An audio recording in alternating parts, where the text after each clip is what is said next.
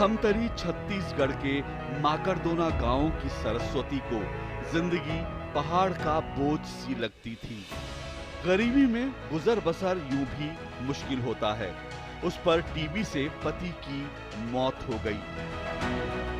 सरस्वती जंगल से लकड़ी काटती हैं, टोकरियां बीनती हैं, क्योंकि बेटे को पढ़ा लिखा कर बड़ा आदमी बनाना है। पर सूनी आंखों में था एक और सपना, क्या कभी पक्का घर भी होगा अपना। और एक दिन किस्मत का बंद दरवाजा जैसे खुल गया। सरस्वती को अपना पक्का घर मिल गया। ये सब कुछ हो पाया प्रधानमंत्री ग्रामीण आवास योजना के चलते, जिसने सरस्वती की जिंदगी में नई मिठास भर दी है।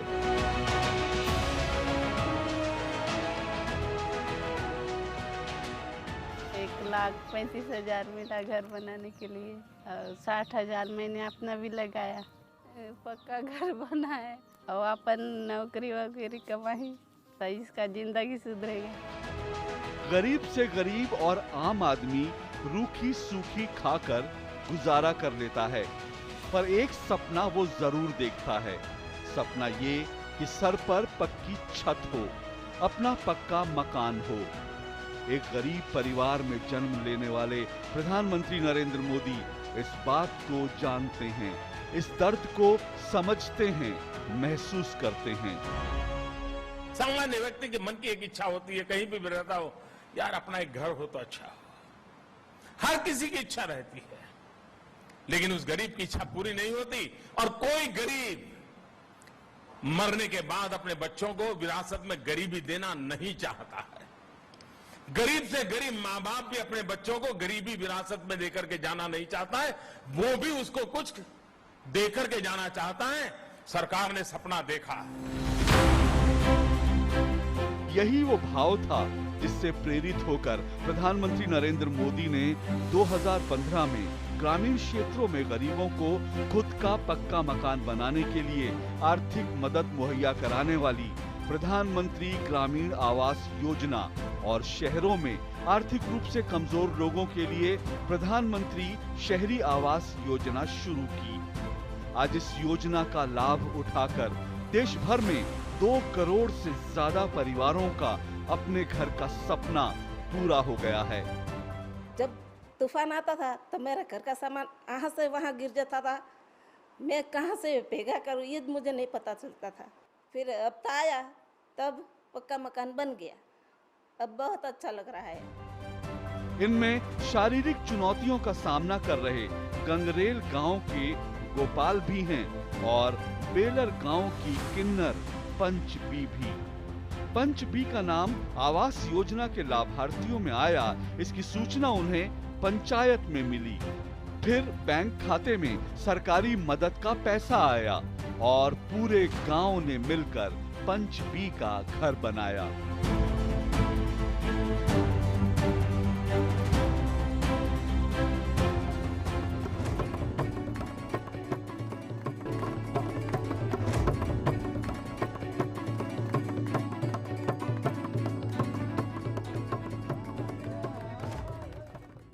पुराना घटना घटता बड़ दुख भोगी हैं। कहाँ कहाँ गली गली पूरा पानी में तकलीफ पाए पाए कि हम जीवन ल बिताएं साहब। तब कथन का कैसे ऐसे भटकन कैसे हो गए भगवान के सोचथन चे अभी तक सोचथन का कर वहाँ जाना वहाँ आना वहाँ जाना, कहाँ दुख कहाँ सुख तो लगे छे साहब। हम भी इंसान है तो इंसान देख प्यार से देखिए, प्यार से बात करके। गोपाल अगरबत्ती बनाकर अपना गुजारा करते हैं। उनके मिट्टी के कच्चे मकान में एक दिन आवास मित्र आए, कुछ पूछताछ हुई और फिर गोपाल को पक्के मकान के लिए सरकार से मदद मिल गई।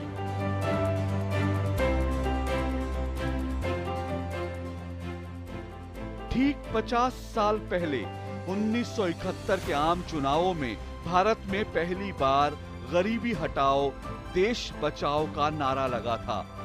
देश तो बचा रहा, बचा रहेगा, पर गरीबी हटी नहीं। बढ़ती गई, क्योंकि गरीबी नारों से नहीं हटती, गरीबी सौगात बांटने से कम नहीं होती, गरीबी हटती है गरीबों को ताकतवर बनाने से। गरीबी से मुक्ति का मार्ग सौगातें बांट करके नहीं हो सकता है, उनको सामर्थ्यवान बनाने से हो सकता है। काम कितना ही कठिन क्यों न हो, लेकिन देश का भला गरीबी की मुक्ति में ही है। ऐसा नहीं है कि इससे पहले भारत में गरीबों के लिए योजनाएं नहीं बनी, ऐसा भी नहीं है कि गरीब कल्याण के लिए सरकारी खजाने खोले नहीं गए। योजनाएं बनी, खजाने भी खोल दिए गए, पर यह पैसा गरीब के घर तक नहीं पहुंच पाता था। पैसा बिचौलियों और दलालों में बट जाता था। ये बात खुद देश के पूर्व प्रधानमंत्री ने स्वीकार की कि दिल्ली से 1 रुपया चलता है, पर गरीब तक सिर्फ 15 पैसे ही पहुंच पाते हैं। नरेंद्र मोदी ये जानते थे कि गरीबों को सशक्त बनाना है तो दिल्ली से चली पाई पाई गांव तक पहुंचनी चाहिए, गरीब के घर तक पहुंचनी चाहिए। पर कैसे?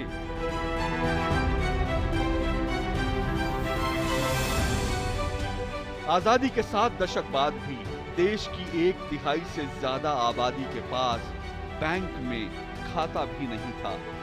होता भी कैसे? जो गरीब मुश्किल से 2 वक्त की रोटी है कमाता, वो पैसे कैसे बचाता, भला बैंक कैसे जाता?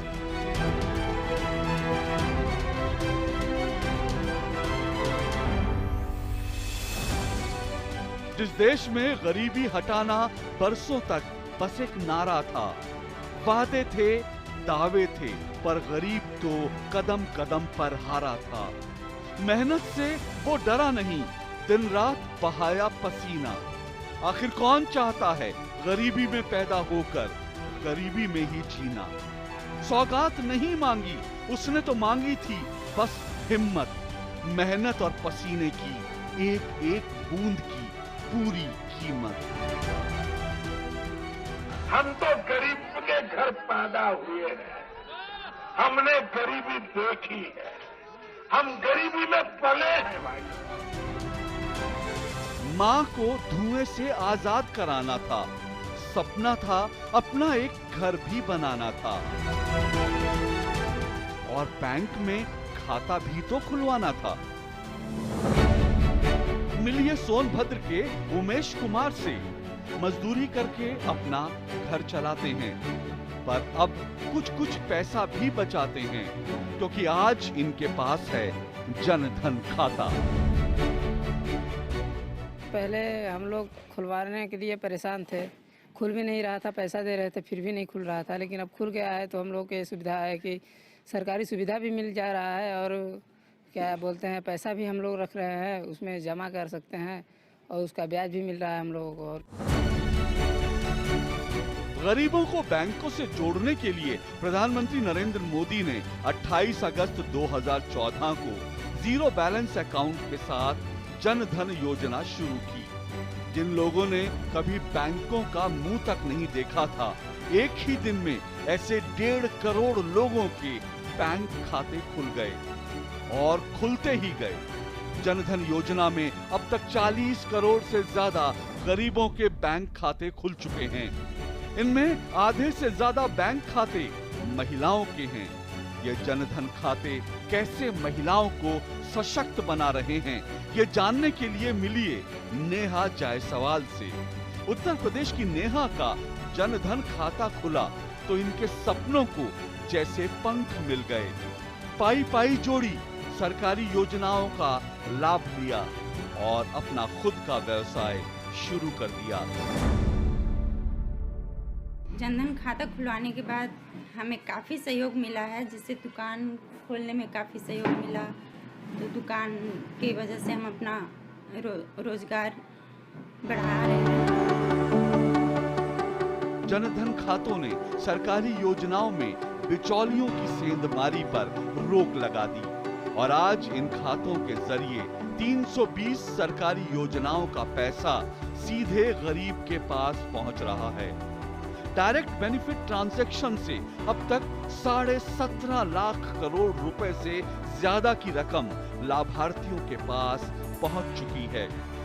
ये सुशासन की एक ऐसी मिसाल है जहां गरीब को दिया पर अमीर से कुछ लिया नहीं, बस सरकारी खजाने और गरीब के बीच से बिचौलियों को हटा दिया।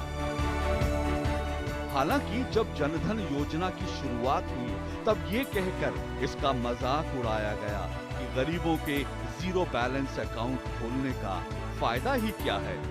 लेकिन देश के गरीबों ने अपनी ताकत दिखाकर तमाम आलोचकों के मुंह बंद कर दिए, क्योंकि आज इन खातों में 1 लाख करोड़ से ज्यादा की रकम जमा हो चुकी है।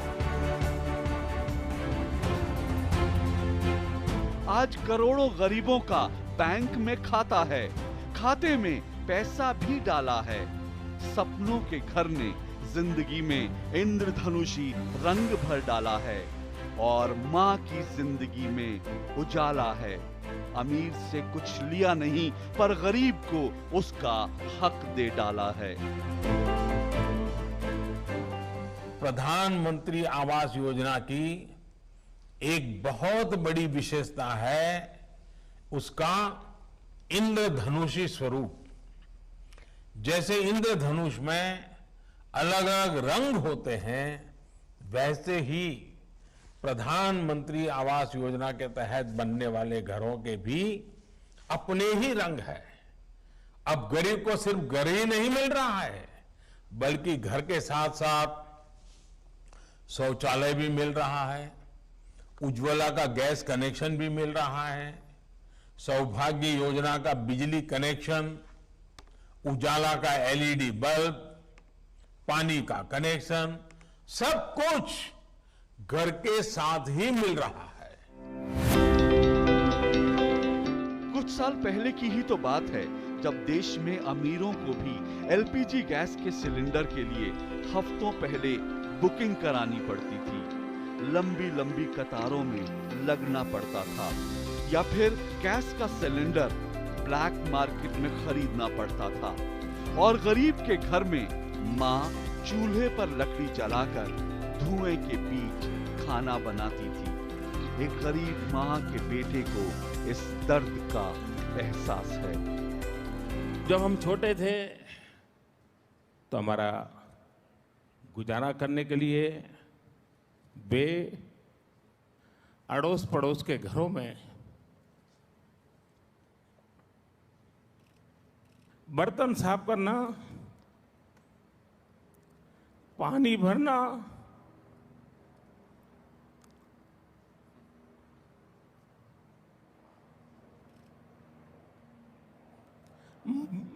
मजदूरी कर रहा। आप कल्पना कर सकते हैं कि एक मां ने अपने बच्चों को बड़ा करने के लिए कितना कष्ट उठाया। देश की करोड़ों गरीब माँओं के लिए 1 मई 2016 का दिन ऐतिहासिक तारीख बन गया, जब नरेंद्र मोदी ने चूल्हे के धुएं से आजादी के लिए प्रधानमंत्री उज्ज्वला योजना की शुरुआत की। और इस योजना के तहत गरीब महिलाओं को मुफ्त गैस कनेक्शन दिए गए। एक बार फिर इस महत्वाकांक्षी योजना में नरेंद्र मोदी के सेवा और सुशासन की छाप दिखाई दी। गरीबों को मुफ्त गैस का सिलेंडर देने के लिए प्रधानमंत्री ने देश के सक्षम लोगों से अपील की कि वे चाहें तो स्वेच्छा से गैस के सिलेंडर पर मिलने वाली अपनी सब्सिडी छोड़ दें।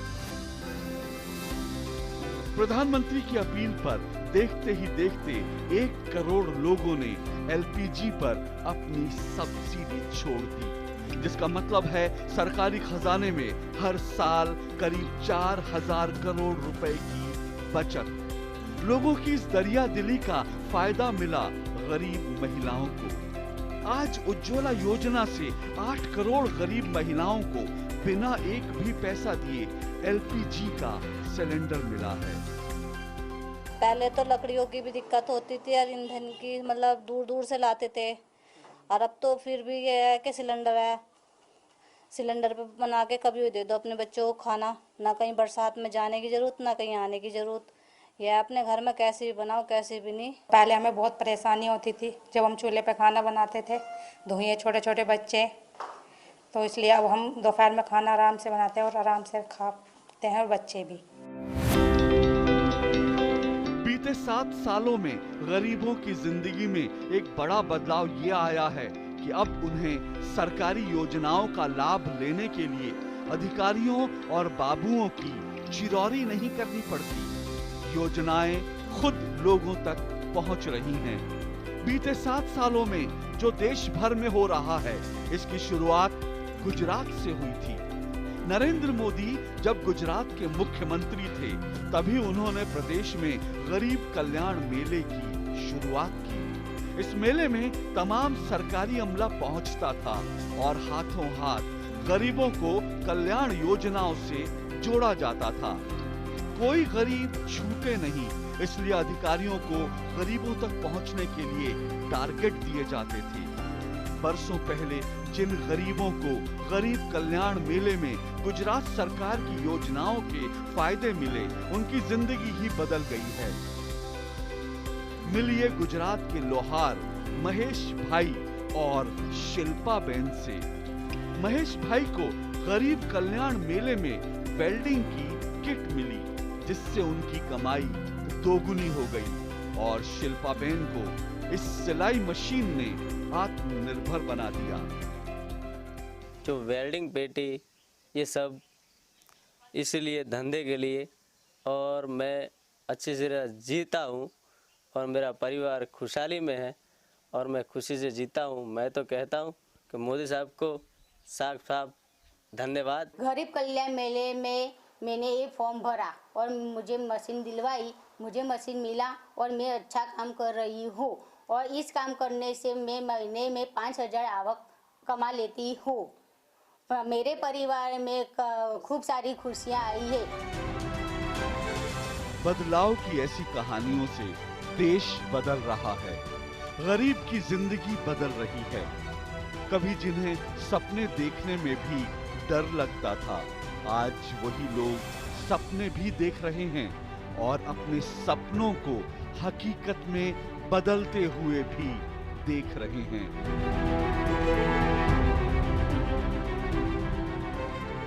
पटना की संगीता कुछ साल पहले तक नौकरी करती थी। वेतन बहुत कम था। सपना देखा कि क्यों ना अपना कुछ काम शुरू किया जाए, पर कैसे? ना पूंजी थी, ना कोई मददगार। फिर एक दिन अखबार से प्रधानमंत्री मुद्रा योजना की जानकारी मिली। हिम्मत जुटाई और मुद्रा योजना के तहत लोन के लिए आवेदन दे दिया। सिर्फ आधार कार्ड और पैन कार्ड की मदद से जब झटपट लोन मिला तो संगीता की खुशी का जैसे ठिकाना ही न था। मुद्रा योजना से मिले लोन से साइकिल का व्यवसाय शुरू किया। कभी नौकरी करने वाली संगीता आज 3 लोगों को रोजगार दे रही हैं। 2 लोग हैं जो मिस्त्री का काम करते हैं, 1 लोग है जो पंचर बनाते हैं, 3 मजदूर मेरे पास है जिसका सैलरी भी अच्छा खासा है। एक को 11,000 रुपये महीना मिलता है, एक को 9,000 रुपये महीना मिलता है, एक को 7,000 मिलता है।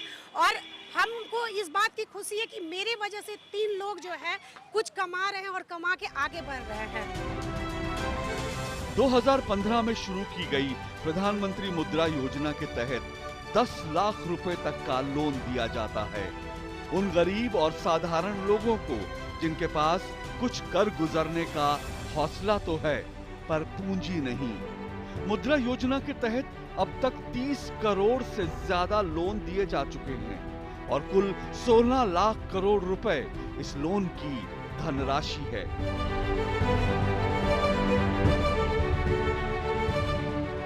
आजादी के बाद भारत में गरीबों के जीवन में सबसे मुश्किल दौर तब आया जब कोरोना के कारण दुनिया थम सी गई। जीवन को बचाना था, इसलिए जरूरी लॉकडाउन लगाना था। खाने के लिए रोज कमाने वाले लोगों के सामने संकट था। कमाएं क्या, खाएं क्या?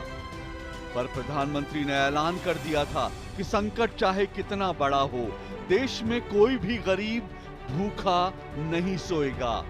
और फिर ऐलान हुआ दुनिया की सबसे बड़ी मुफ्त अनाज योजना का, जिसे प्रधानमंत्री गरीब कल्याण अन्न योजना का नाम दिया गया।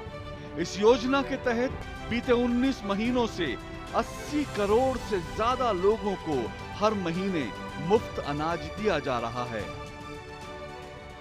आज मिला है, सब खाने में कोई दिक्कत नहीं है, या पहले से अभी बहुत खुशहाल है। खुशी से लेते हैं, आते हैं, खाते हैं, रहते हैं, बोलता है बहुत अच्छा है, मोदी सरकार हमको राशन देता है, ऐसे हम परिवार भरण पोषण कर लेते हैं।